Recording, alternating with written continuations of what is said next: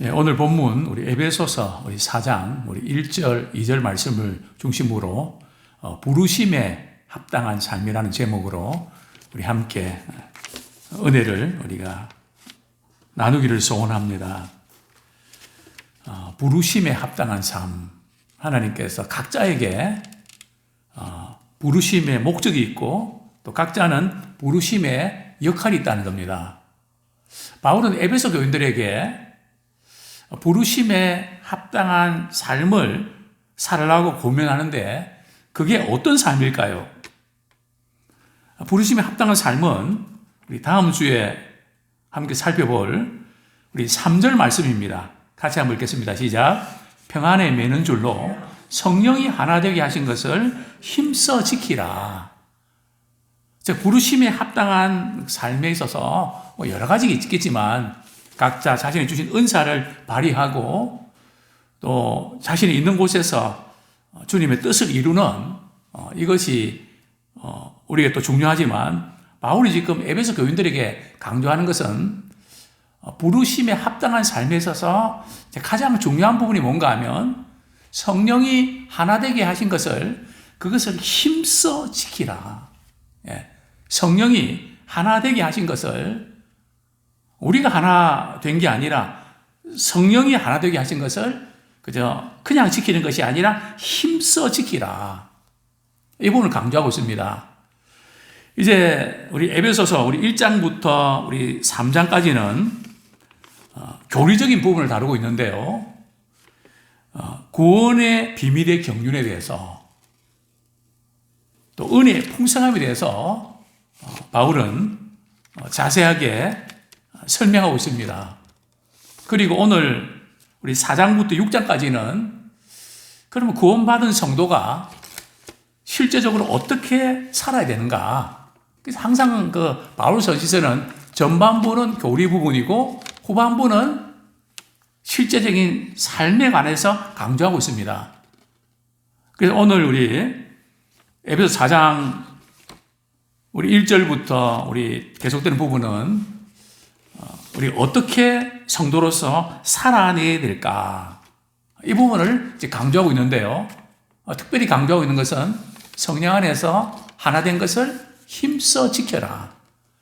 자, 성령 안에서 하나 된 것을 힘써 지키라는 강조하기 전에 바울은 지금 자신이 처한 상황들을 이렇게 설명하면서 이렇게 말씀하고 있습니다. 우리 4장 1절 같이 읽겠습니다. 시작. 그러므로 주 안에서 갇힌 내가 너희를 권하노니 너희가 부르심을 받은 일에 합당하게 행하여. 자, 바울은 지금 자신이 감옥에 갇혀 있습니다. 바울은 자신이 복음을 전하다가 유대인의 미움을 받아서 고소당해서 지금 감옥에 갇혀 있는데 내가 억울하다. 내가 뭔 죄가 있다고 내가 이렇게 감옥에 갇혀 있어야 되냐? 또 지금 그 재판이 진행되는데 그 재판에 여러 가지 진행되는 상황들이 대단히 불투명합니다. 어떻게 보면 죄가 없어서 무죄로서 석방될 것 같기도 하고 마지막일 수 있다고 하는 이 두 가지가 굉장히 엇갈렸습니다. 근데 바울은 이 감옥에 갇히게 된 것을 어떻게 받아들입니까? 그냥 재수가 없어서 정말 억울하게 갇혔다고 표현하나요? 바울은 그렇게 표현하지 않고요. 주 안에서 갇힌 내가. 참 억울하고 이해가 안 되지만 그래도 불구하고 바울은 주님께서 나를 감옥에 갇히게 하는 데는 이유가 있다는 거죠. 그래서 사실은 바울이 감옥에 갇혀 있어서 쓴 편지가 바로 옥중서신 아닙니까? 아마 우리나라 우리 목회자들 가운데도 감옥에 들어가서 말이죠. 하나님께서 그 감옥 속에서 연단시키시고 귀하게 쓰시는 목사님들이 여러 분 계시죠. 어쨌든 바울도 감옥에 갇혀 있지만 이것은 주 안에서 갇힌 자신이라고 표현합니다. 그리고 바울은 여러분들은 이렇게 살아야 됩니다. 이렇게 명령식으로 이야기하지 않고 정말 사랑으로 권면을 합니다. 내가 너희에게 권하노니. 지금 감옥에서 바울이 에베소 교인들에게 또 신자들에게 참 권면하는 그 내용은 어떻게 보면 유언적인 것 같습니다. 내가 마지막 꼭 하고 싶은 말이 있는데 그것을 지금 강조하는 건데요. 그게 뭘까요? 부르심을 받은 일에 합당하게 행하라. 먼저 우리는 하나님의 부르심을 받았습니다. 그래서 가정에서, 직장에서, 교회에서 이 사회 구성원으로 우리는 섬기게 되는 것입니다. 그래서 항상 하나님이 부르셔서 내가 여기 있다고 하는 소명의식, 그저 내가 예수 믿고 구원받고 축복받고 그저 은혜 받고 거기 끝나는 것이 아니라 하나님이 나를 부르신 목적이 무엇일까? 하나님, 제가 주님을 위해서 제가 무엇을 해야 되겠습니까? 능력도 실력도 부족한데 하나님 저를 이곳에 부르실 때는 부르신 목적이 있지 않습니까? 이 교회 보내실 때는 부르신 목적이 있지 않습니까? 이 가정에 부모로서 또 할아버지 할머니로 이렇게 세우신 것은 목적이 있지 않습니까? 내게 직분을 주신 것은 부르신 목적이 있지 않습니까?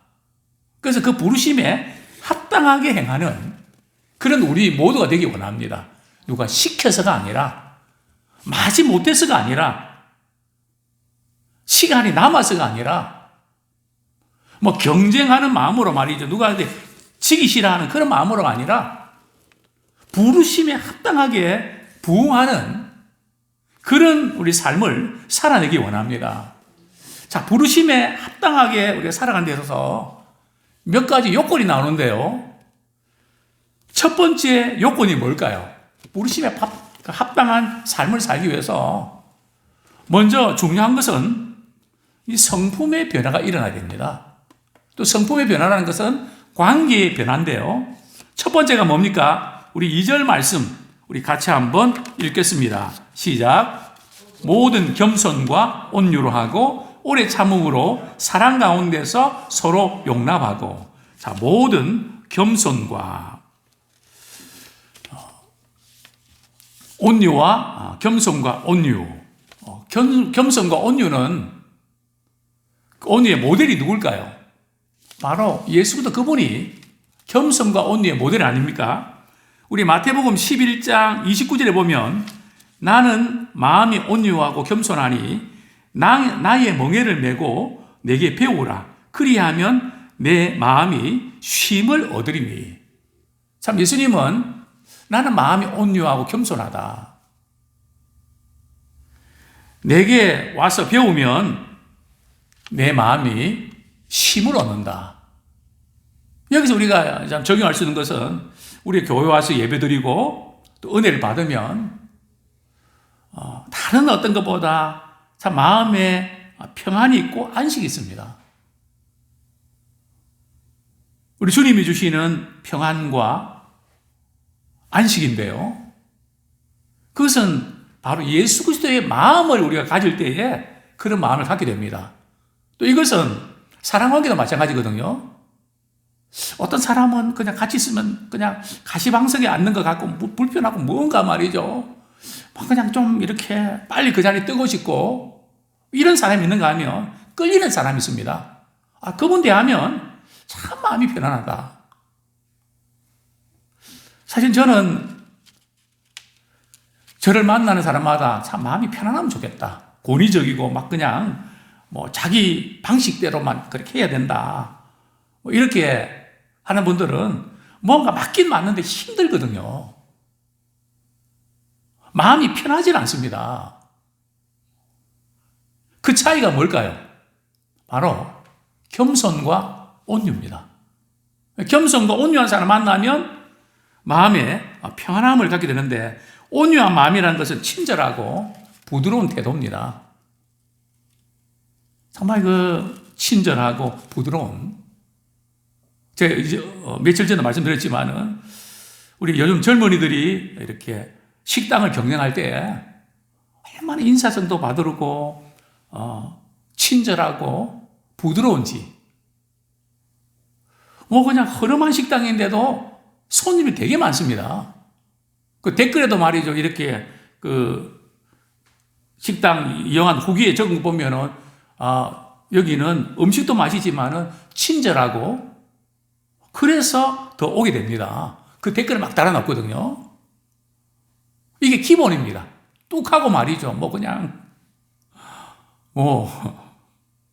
음식 좀 더 갖다 달라 그러면 말이죠. 뭐 되게 미안해하고 뭐 그냥 괜히 그렇게 했다 정도로 말이죠. 민망한. 정말 이 온유하고 겸손한 주님의 마음이 우리에 있지 않습니까? 이거 우리 가정에서도 우리 실천하고 온유한 이 마음이라는 것은 극단적으로 치닫지 않은 겁니다. 말을 해도 말이죠. 뭐 예를 들면 이런 거죠. 나는 뭐 절대로 뭐 안 해. 막 절대로라는 말을 많이 쓰는 분들은 극단적인 사람입니다. 자랑하다고 말이죠. 한번 튀면 럭비공처럼 말이죠. 어디로 튈지 모릅니다. 너무 한쪽으로 너무 쏠린 거 안 좋습니다. 우리가 부부 생활도 그렇지 않습니까? 부부 생활은 맞고 틀리는 것이 분명하면 평생 피곤하거든요. 좀 몰라도 이해심을 가지고 그 의도를 알고요. 그냥 품어주고, 그냥 챙겨주고. 그게 바로 온유한 마음입니다. 어떤 분은 또 온유한 마음은 우유부단한 그런 성격이었는데 그렇지 않습니다. 성경에서 온유는 절제된 마음입니다. 또 주님의 말씀이면 그대로 순종하는 그런 강한 그런 것을 말합니다. 자, 겸손한 마음이라는 것, 자신의 부족을 깨닫고 말이죠. 늘 배우려고 하는 자세입니다. 그죠? 내가 다 하려고 하는 그런 분들, 참 어떤 보면 일은 잘하는데요. 인간관계는 안 좋습니다. 뭐 좀 실수도 있고, 또 이렇게 부족해도 좀 도와주면 되고 이러면 되는데, 그걸 못 보거든요. 그래서 교회에서 문제가 일어나는 곳이 어딘가 하면은 주방이거든요.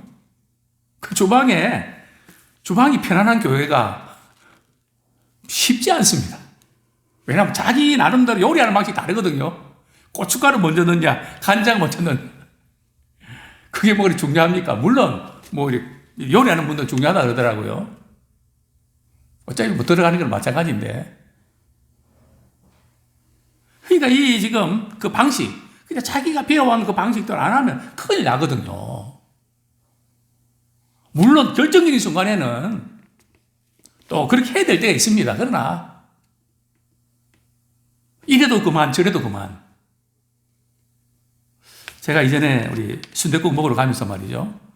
사실 제가 이게 좀 생활하는 데 있어서 뭐 이렇게 좀 거북이 약한 부분이 많이 있습니다. 이제 순댓국 나오고 그다음에 밥이 나왔거든요. 근데 저는 국하고 밥을 좀 바꿔놓거든요. 그러니까 제 집사람은 꼭 이렇게 또 바꿔놓습니다. 그 제가 물었죠. 이게 국이 오른쪽이고 밥이 왼쪽이고 그게 정상인데 왜 당신은 반대로 하냐고. 근데 나는 지금 밥을 오른쪽 놓고 국을 왼쪽에 놔도 하나도 불편함 못 느낀다. 불편함 느끼면 해야죠.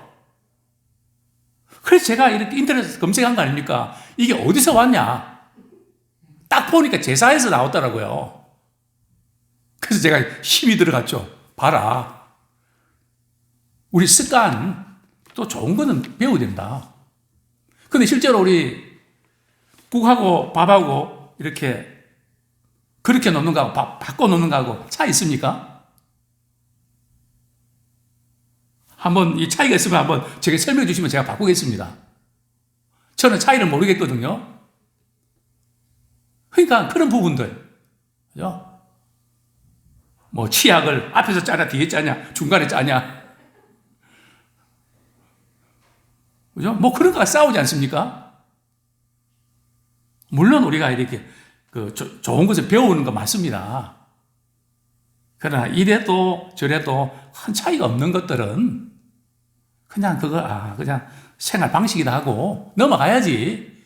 그걸 고치려고 이렇게 하면 문제가 생깁니다.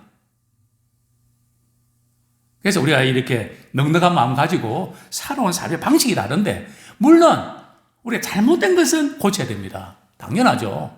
좋은 것은 배워야 됩니다.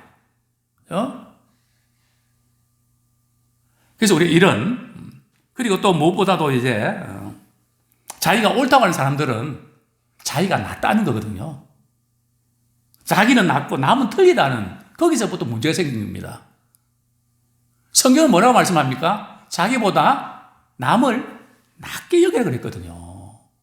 이것은 모든 면에서 낫다는 것이 아니고 나에게 없는 것이 그분에게 있다는 겁니다.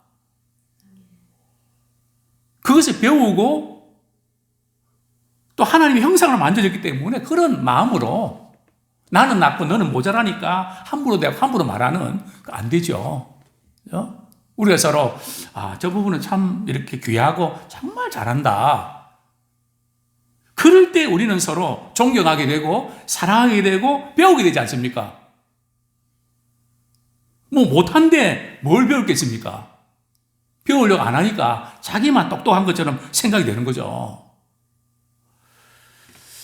그렇습니다. 겸손한 사람은 자신의 유익을 구하지 않고 다른 사람을 섬길 수 있는 기회를 찾으려고 합니다. 자, 어떻게 하면 내가 하고 있는 것을 그분을 섬길 수 있을까? 고쳐주려고 하는 것이 아니라 섬기는 자세. 이게 겸손입니다. 자, 그 다음에 우리 하반절에 보면 오래 참음으로 사랑 가운데서 서로 용납하고. 자, 오래 참음. 참 이 오래 참는 거, 저도 참 쉽지 않는 것을 이렇게 발견하게 됩니다. 여기 오래 참는다는 것은 화나게 하는 사람에게 말이죠, 인내심을 발휘하는 것을 말합니다. 이 화나게 하는 사람, 인내심 발휘하는 게 쉽습니까? 약을 살살 올리고 말이죠. 그런 사람 있죠, 그죠? 우리 오래 참음의 모델은 우리 하나님께서 우리를 어떻게 대하시는가. 참 죄인들을 대하시는 하나님의 성품. 참 하나님이 우리를 대하실 때 얼마나 오래 참고 이렇게 견디게 오래 참고 기다리시는가. 좀 하나님이 나를 어떻게 대하셨는가. 또 나도 사랑하는 아내에게, 남편에게, 자녀들에게 어떻게 대하는가. 즉 오래 참는 건 다른 사람에게 간용을 베푸는 것인데요. 그 다음에 바로 연결됩니다. 사랑 가운데서 서로 용납하고. 용납하는 게 쉽습니까? 서로 맞지 않는 거, 마음에 안 드는 거. 부부 사이도 그렇고 부모와 자녀 사이도 그렇고 이렇게 하면 좋은데 그렇게 안 한단 말이죠. 그때 포기하거나 용납해야 되는데요. 이 용납이 쉽습니까? 성경 말씀합니다. 용납 안 하는 것은 사랑이 없다는 거고요. 사랑이 있을 때에 용납이 됩니다. 하나님이 나를 받아주셨는데 난 절대로 못 받아들이고 절대로 그냥 이해 못하고, 하나님의 사랑을 우리가 인간관계에서도 적용을 해야 되는데요. 참 이런 예가 있습니다. 정원과기를 좋아하는 사람이 있었습니다. 그래서 꽃과 나무를 참 사랑했는데요. 참 정원수가 참 아름답게 꾸며졌는데 어느 날 민들레가 말이죠, 씨앗이 떨어져서 피어났는데 민들레가 번식이 빠르다며요. 그래서 정원수를 그냥 망쳐버렸습니다. 그래서 민들레는 말이죠, 막 다 뽑아버렸는데도 그 다음날 또 나고 또 나고, 그래서 이걸 전문적으로 이렇게 취급하는 잡초 제거 전문가를 불러서 말이죠, 민들레에게 이제 다시 이렇게 번식하지 못하도록 막아달라고. 그렇게 해서 또 잡초 제거 전문가가 와서 다 그냥 제거를 했는데, 그런데 또 나는 거 있죠. 전화를 합니다. 또 지금 민들레가 말이 폈는데 어떻게 하면 좋습니까? 그러니까 이 잡초 제거 전문가가 하는 말이, 민들레를 사랑하십시오. 민들레를 사랑하십시오. 받아들이십시오. 그런 겁니다. 그래서 정말 우리가 주님의 마음을 아는 것은 말이죠, 용납의 수준입니다. 우리가 얼마나 참 어느 정도 용납하는 거, 하나님이 나를 이렇게 받아주셨는데 나도 그 사람 감정이나 이런 거 이해는 안 돼도 주님이 나를 받아주기 때문에 나도 용납하는 사랑 가운데서 받아들이는 우리가 되기 원합니다. 서로 맞지 않는 것 때문에 비난하고 불평하지 말고 사랑 가운데서 서로 용납하기 원합니다. 너그러운 마음으로 남의 말이나 행동을 받아들이고 어떤 물건이나 상황을 받아들이는 것이 용납입니다. 서로 용납하면 서로 다른 것이 문제가 안 됩니다. 참 용납한다는 게 어렵죠. 저는 이렇게 무슨 말을 할 때 상대방의 의도를 중요하게 여깁니다. 저분이 어떤 의도로 말을 그렇게 하는구나. 딱 의도를 딱 파악하고 거기에 대응합니다. 그런데 어떤 사람들은 말 꼬리를 무는 분들이 있죠. 그 의도는 그게 아닌데 그 이야기하면서 뭐 했던 그것 가지고 막 하는 거 있거든요. 예수님은 어떻게 하셨을까요? 예수님은 그 사람의 마음을 아시고 중심을 아시고, 우리가 말을 말이죠, 참 마음의 의도를 정확하게 표현하는 사람도 있는가 하면 그렇지 못한 사람이 많습니다. 또 반대로 이야기하는 사람도 있습니다. 저 같으면 커피 먹고 싶으면 커피 타줄까? 이러면 내가 먹고 싶다는 뜻입니다. 내가 먹을 때 같이 타주겠다는 그런 거거든요. 아니면 좀 커피 타와라 그 뜻이거든요. 그 의도가 있단 말이죠. 그래서 우리가 그 의도를 이렇게 서로 받아들이고, 참 사랑받고 싶어서 그렇구나. 요즘 많이 힘들어서 그렇구나. 또 내가 시간을 좀 내야 되는데 그렇지 안 해서 그렇구나. 참 우리가 사랑 가운데서 용납하는 우리 모두가 되기를 소원합니다. 용납하면 상대방의 결점이나 부족한 점들이 별로 문제가 안 됩니다. 오히려 그 결점이나 부족한 점이 내가 도울 수 있고 섬길 수 있는 기회가 된단 말이죠. 우리 그런 눈으로 바라보면 흐뭇하기도 있고 보람이 있습니다. 아무쪼록 우리가 성령 안에 하나 되는 그 일을 위해서 힘써 지키는 데 있어서 몇 가지 덕목, 온유와 겸손, 또 오래 참음, 사랑 가운데 서로 용납하는 우리가 되기를 소원합니다.